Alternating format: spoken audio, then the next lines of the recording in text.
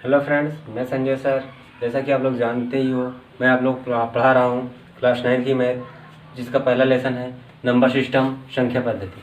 हम आज इस चैप्टर के न्यूमेरिकल के बारे में बात करेंगे। आज इसकी हम पहली प्रश्नावली सॉल्व करेंगे। जैसे हमारा पहला क्वेश्चन है, क्या शून्य एक परिमेय संख्या है? क्या इसे आप P अपान Q के रूप में लिख सकते हैं, जहाँ P और Q पूर्णांक तथा Q डज नॉट इक्वल 0 है? हाँ, तो आइए देखते हैं ये क्वेश्चन। हाँ, पहले ये आंसर, ये जो कथन कह रहा है, क्या शून्य परिमेय संख्या है? बिल्कुल, यह एक परिमेय संख्या है। सॉल्यूशन देख लीजिए। हाँ, शून्य एक परिमेय संख्या है। इसे P अपान Q के रूप में लिखा जा सकता है।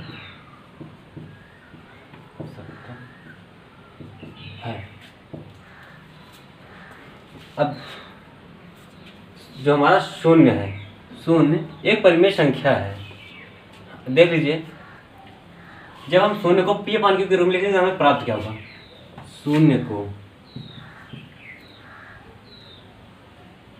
P अपान Q के रूप में लिखने पर हमें प्राप्त होता है। जैसे देख लीजिए कैसे, ये हमारा P अपान Q, हम 0/1 शून्य को जो हमारा शून्य है, जो शून्य है, हम उसको लिखेंगे 0/1। तो ये हमारा क्या है? एक परिमेय संख्या है। क्योंकि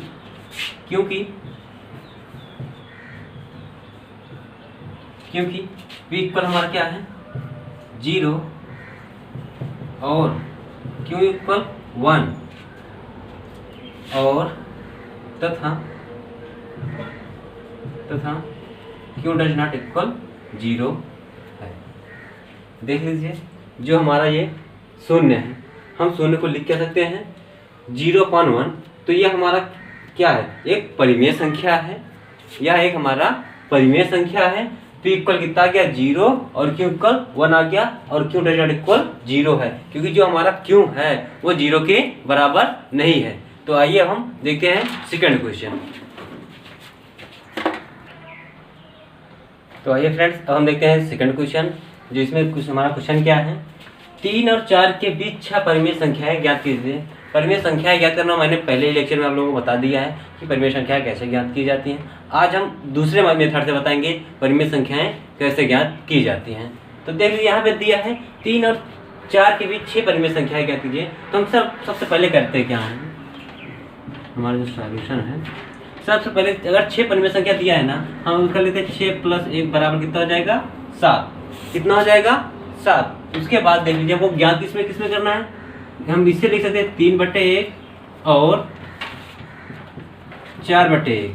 इसे हमने किसके रूप में लिख लिया? P अपान Q के रूप में लिख लिया, परिमेय संख्या है। ठीक, तो अब देख लीजिए, इसमें जो 3/4 और 3/1 और 4/1 है, हम इसमें करते क्या है? 3/1 गुणे 7/7 और 4/1 गुणे 7/7। हमने इसमें किया क्या?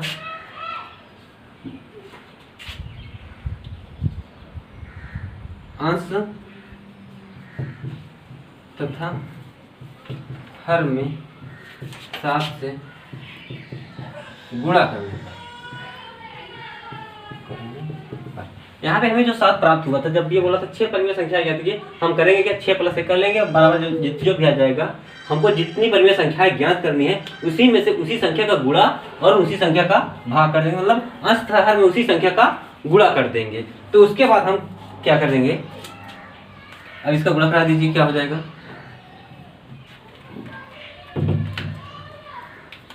7 × 21, 7 × 1 = 7 और 7 × 4 = 28, 7 × 1 = 7। ये हो गया। अब अतः 21/7 और 28/7 के बीच 6 परिमेय संख्याएं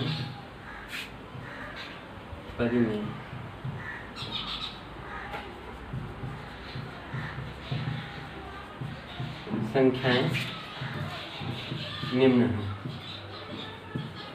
देख लीजिए, अब यहाँ आ गया क्या, 21/7 आ गया ना। हम करेंगे क्या, 21 को एक इधर जो दिया है इसको छोड़ देंगे और इधर जो लास्ट में दिया हम इसको छोड़ के इन दोनों के बीच की पूरी संख्या लिख देंगे, तो हमारी 6 परिमेय संख्या आ जाएंगी। जैसे यहाँ 21/7 दिया ना, हम लिख देंगे 22/7, 23/7, 24/7, 25/7, 26/7 और तथा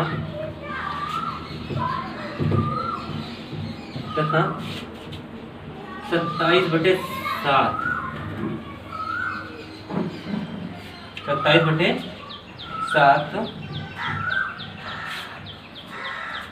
देख लीजिए यहाँ पे हमने किया क्या, जो हमारा ये गुणक का है 7 × 21 आ गया और 7 × 28 आ गया, 7 × 1 7, यहाँ भी 7 × 1 7। इन दोनों के बीच हमें कितनी परिमेय संख्या ज्ञात करनी थी, 6 परिमेय संख्या है। तो हमने किया क्या, 21/7 और 28/7 के बीच में हमारी ये 6 परिमेय संख्याएं आ गई। जैसे यहाँ पे 21 आया तो मैं यहाँ से एक अंक छोड़ देंगे, इसको छोड़ के 22/7 लिखना स्टार्ट कर दिए, 23/7, 24/7, 25/7, 26/7 और 27/7। यही हमारी 6 परिमेय संख्याएं हैं 3 और 4 के बीच में। अब आइए हम दूसरा क्वेश्चन देखते हैं। तो हमारा नेक्स्ट क्वेश्चन है क्वेश्चन नंबर 3 जो दिया है -3/5 और 4/5 के बीच 5 परिमेय संख्याएं ज्ञात कीजिए। अभी जैसे मैंने परिमेय संख्या की सॉल्व करा है उसी प्रकार से ये भी क्वेश्चन लगेगा। आइए देखते हैं कैसे लगेगा।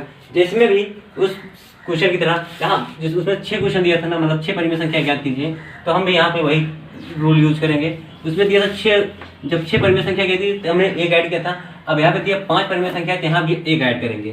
सोल्यूशन हमारा देख लीजिए आप, सोल्यूशन क्या 5 परिमेय संख्या बोला ना, तो 5 + 1 = 6। अब देख लीजिए 3/5 और 4/5। अब करते क्या है, 3/5 गुणे कितना आया 6/6 और 4/5 गुणे 6/6। क्या किया, अंश तथा हर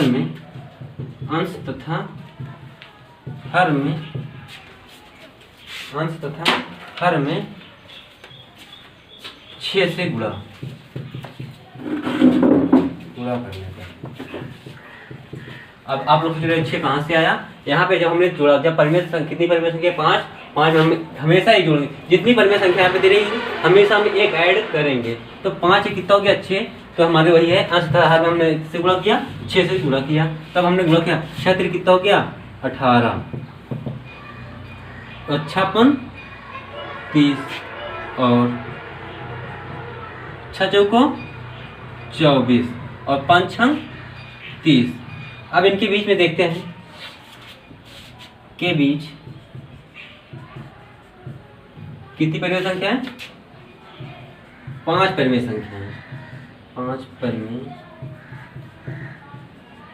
संख्याएं निम्न हैं।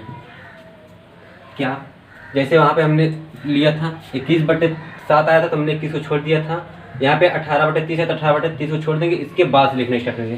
तो क्या लिखेंगे 19/30 कमा 19 के बाद क्या आता है 20/30, 20 के बाद क्या आता है 21/30 और 21 के बाद क्या आएगा 22/30 तथा लास्ट हमारा 5वीं आएगा 23/30। यही हमारी क्या है परिमेय संख्याएं हैं। एक बार इसे फिर से आप लोग देख लीजिए ध्यान से, मैं समझा दे रहा हूँ। जैसे हमारा क्वेश्चन दिया है 3/5 और 4/5 के बीच 5 परिमेय संख्याएं ज्ञात कीजिए। तो हमको करना क्या है, जितनी भी परिमेय संख्या दी रहेगी उसमें 1 ऐड कर देना है हमेशा, हर क्वेश्चन में। 5 कितना हो गया 6, तो अब हमको लिखना है क्या, वही 3/5 और 4/5 इन्हीं के बीच में हमें परिमेय संख्या ज्ञात करना है। तब हमको करना क्या है, जो ये संख्या दी है इसी संख्या में यहाँ पे जो जोड़ने पर आया उसी संख्या से जोड़ मतलब ऊपर नीचे गुणा करना है। जैसे यहाँ पे मैंने किया है, इसमें भी किया और इसमें भी किया, तो मतलब इसका है क्या, अंश बाहर में 6 से गुणा करने पर। तो जब मैंने सब गुणा कर दिया तो 6 तिल कितना होता है 18 और 6 पंच कितना होता है 30, 6 चौको 24, 6 पंच 30। अब इन्हीं के बीच में बोल रहा है के बीच 5 परिमेय संख्याएं निम्न है, कौन कौन सी हैं।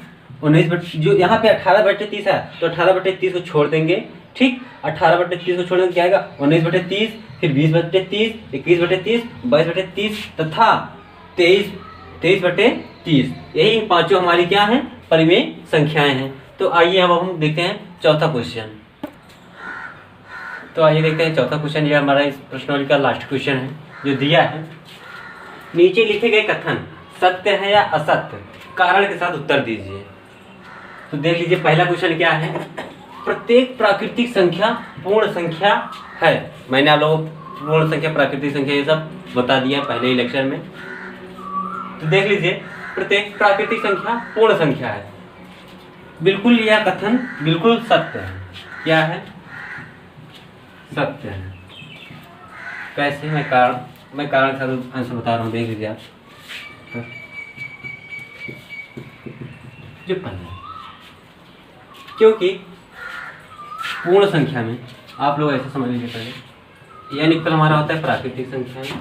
तो देख लीजिए 1 2 3 4 5 ये सब आते हैं, और पूर्ण संख्या में होल नंबर में 0 1 2 3 4 5 ये होता है। तो देख लीजिए जो हमारी प्राकृतिक संख्याएं हैं, जो भी प्राकृतिक संख्याएं हैं सब के सब पूर्ण संख्याओं में है, इसलिए प्रत्येक प्राकृतिक संख्या पूर्ण संख्या है। या मैं लिख दे रहा हूं यहाँ पे प्राकृतिक संख्या,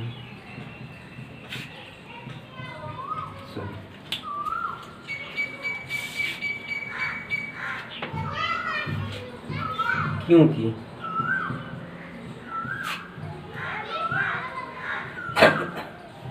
प्राकृतिक संख्या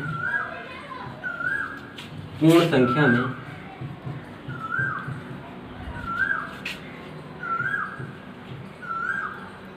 पूर्ण संख्या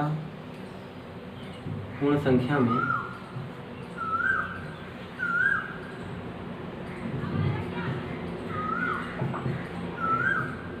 सम्मिलित, पूर्ण संख्या में सम्मिलित होते हैं। क्यों, क्योंकि प्रत्येक प्राकृतिक संख्या पूर्ण संख्या में सम्मिलित होते हैं। देख लीजिए यहाँ पे मैंने अभी बताया जस्ट, ये हमारी प्राकृतिक संख्या है, ये हमारी पूर्ण संख्या है। जितनी पूरी की पूरी हमारी प्राकृतिक संख्या पूर्ण संख्या में सम्मिलित है, इसलिए यह कथन सत्य है। दूसरा कथन आता है प्रत्येक पूर्णांक एक पूर्ण संख्या है, यह कथन असत्य है। असत्य कैसे, देख लीजिए।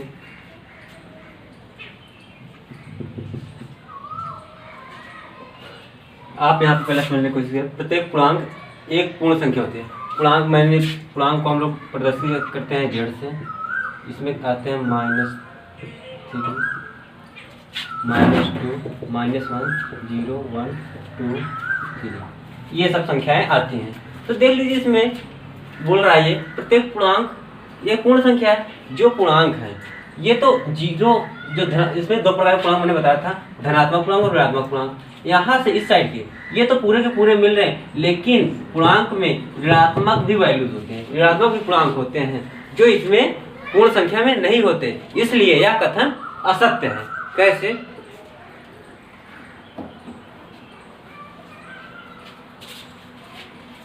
क्योंकि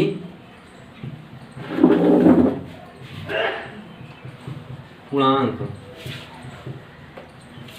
ऋणात्मक भी होते हैं, जबकि पूर्ण संख्याएं ऋणात्मक में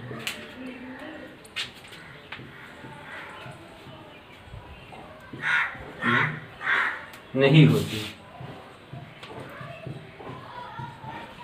देख लीजिए, क्योंकि क्योंकि पूर्णांक ऋणात्मक भी होते हैं। क्या यहाँ पे देख लीजिए पूर्णांक है ना, ये ऋणात्मक मतलब माइनस में भी होते हैं, लेकिन जो हमारी पूर्ण संख्या होती है वो ऋणात्मक में नहीं होती, इसलिए यह कथन असत्य है। उसके बाद हमारा तीसरा आता है प्रत्येक परिमेय संख्या एक पूर्ण संख्या है, यह कथन भी असत्य है।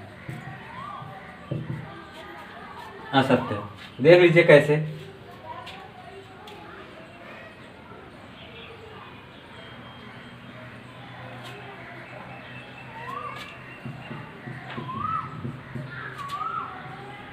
क्योंकि परिमेय संख्याओं में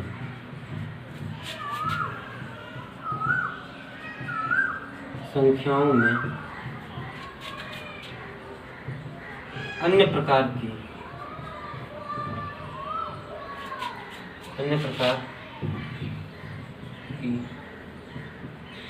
कई संख्याएं आती हैं जो पूर्ण संख्या में नहीं होती हैं। जैसे कि हम बात करें इसका, क्योंकि परिमेय संख्याओं में अन्य प्रकार की कई संख्याएं आती हैं जो पूर्ण संख्याओं में नहीं होती। एक बात आप यहीं से जान लीजिए, जो हमारी परिमेय संख्या तो ये ऋणात्मक में भी होती है। हमारी जो परिमेय संख्या है -1/2 भी होती है और 1/2 भी होती है। तो आप यहीं से देखिए, क्योंकि ये यहाँ पे माइनस आ जा रहा है परिमेय संख्याओं में, जबकि पूर्णांक में अभी यहाँ पे मैंने लिखा है क्योंकि जबकि पूर्ण संख्याएं ऋणात्मक में नहीं होती, इसलिए यह कथन भी असत्य है। उम्मीद है यह वीडियो आपको अच्छा लगा होगा। इसके बाद मैं आपको एक्सरसाइज 1.2 बताऊंगा। इस चैनल को आप लोग ज़्यादा से ज़्यादा शेयर करें, कमेंट करें और सब्सक्राइब करें। Thank you.